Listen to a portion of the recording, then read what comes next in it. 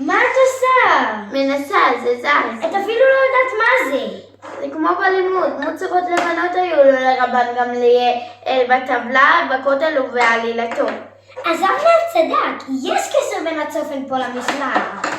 בטח צריך לסדר את זה לפי המופעים.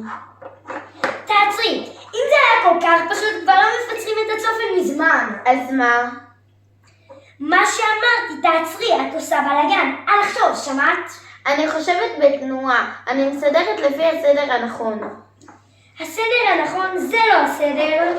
ההמשך של המשנה, ועוד באו שנים ואמרו, ראי בלילה, ועברו, לא נורא, וקיבלתם רב גמליאל. זהו, צריך לסדר לא לפי המופעי הירח האמיתיים, אלא לפי המשנה. זהו, הרמז מהמשנה. זהו.